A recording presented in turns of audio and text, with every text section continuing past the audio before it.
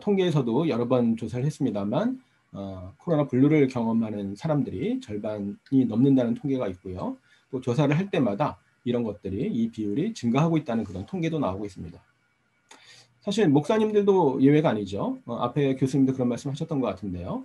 예, 예배당을 가득 채운 성도들을 보면서 설교를 하고 또 삶을 나누고 이런 과정들이 필요한 것인데 지금 텅 빈 예배당에서 스크린만 보고 카메라만 보고 설교를 한다든지 이런 것들이 아마 목사님들께도 상당한 위축이나 침체를 가져올 우려가 있다고 하는 것이죠. 그래서 이런 그 동역자들 사이에 지지하고 격려하는 것이 매우 중요하다고 할 수 있겠습니다.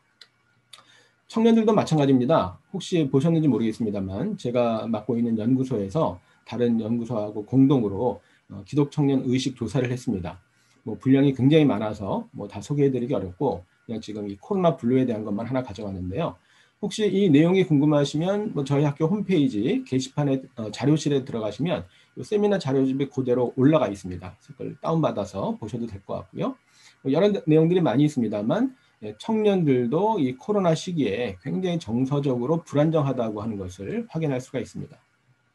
두 번째 그래프에 보시면 거의 매일 피곤하거나 에너지가 생기지 않는다. 일종의 무기력증을 호소하는 청년들이 절반 가까이 되고요.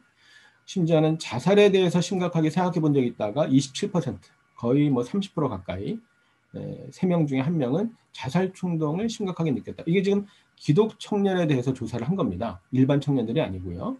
그러니까 저는 기독 청년이나 비기독 청년이나 크게 차이가 날 거라고 생각하지는 않습니다만 굉장히 정서적으로 어려운 상황에 처해 있다고 하는 것이고 이런 이제 코로나 블루라든지 코로나로 인한 이런 정서적인 불안정 이런 것들을 또 극복하는 게 중요한 과제가 되고 있습니다. 스스로 무신론자이면서 이 종교가 제공하는 공동체가 얼마나 중요한지를 설파하고 있습니다. 이 종교가 제공하는 공동체가 인간의 고독의 문제라든지 외로움을 극복하는데 굉장히 중요한데 실제로 종교인들조차도 이런 것들을 잘 알지 못하고 있다. 이렇게 좀 안타까워하면서 얘기를 하고 있습니다. 저는 그런 점에서 무엇보다도 우리는 공동체에 대해서 좀 관심을 가져야 되고 어떤 공동체를 만들 것인가에 대해서 좀 더 많은 고민이 필요하지 않은가 생각이 듭니다. 그런 이 소그룹이 어떻게 운영되고 있고 어떻게 활용되고 있는가 또 신앙생활에서 목회에서 얼마나 큰 중요성을 담고 있는가 하는 것은 교회마다 굉장히 큰 차이가 있다고 생각을 하는데요. 사실 이제 많은 경우에 이 소그룹이 교회 안에서 그냥 교인 관리적 차원에서 운영되는 경우들이 많이 있고요. 상당히 많은 경우에 형식화되어 있는 경우들이 있습니다. 이런 방식보다는 성도들이 소그룹 안에서 실제로 주체적으로 적극적으로 역동적으로 참여할 수 있는 그런 형태가 필요하다고 하는 것이고요. 이런 소그룹의 어떤 연결체로서의 교회가 좀 더 바람직하지 않겠는가. 이것이 우리가 공동체란 측면에서도 중요하리라고 생각이 듭니다. 특히 최근에는 말씀드렸던 것처럼 정보화 사회가 되면서 과거와 같이 어떤 대규모 집회나 거대 담론보다는 이러한 작은 소그룹 커뮤니케이션이 이루어지는 이런 소규모 모임들이 더 각광을 받고 중요하게 여겨지고 있다고 하는 것이죠. 과거에는 좀 하찮게 여길 수 있는 그런 스몰 토크, 사소한 이야기 이런 것들이 오히려 사람들 사이의 관계를 만드는 중요한 자원이 되고 있습니다.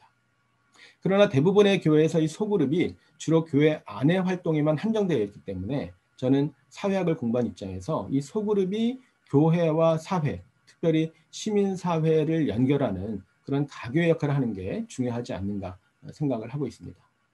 아마 최근에 그런 뉴스 보셨는지 모르겠는데 미국의 퓨 리서치에서 조사한 것을 보니까 기독교 신자들이 있는 나라 한 20여 개인가 몇십 개를 조사를 했는데 유일하게 한국만 신앙이 약화되었다는 그런 결과를 보여주거든요. 시간상 자세히 소개하기는 어렵습니다만 저도 이제 그래서 그 내용에 대해서 좀 궁금하기도 했고 미국의 한 그 기독교 저널에서 코멘트를 요청해서 대답을 하기도 했습니다만 왜 그런 결과가 나왔을까를 생각해 보면 한국의 기독교인들이 대부분 교회 중심의 신앙생활, 더불어서 목회자 의존적인 신앙생활을 하기 때문에 그런 상황에서 코로나 때문에 예배당 예배가 제한이 되고 예배당에 갈 수가 없고 목사님을 만날 수가 없으니까 신앙이 많이 약화됐다고 느낀다고 제가 그렇게 해석을 했습니다만 반면에 소그룹이 활성화되어 있는 경우에는 당장 목사님을 만나지 못하고 예배당 출입이 어렵지만 그래도 소그룹을 통해서 이런 신앙이 지지되고 유지될 수 있다고 하는 것이죠. 그런 점에서 소그룹이 얼마나 중요한가 하는 것을 생각해 보게 됩니다. 하나님은 개인적이지만 사적이지 않다. 저는 이 말씀이 참 중요한 말씀인 것 같아요.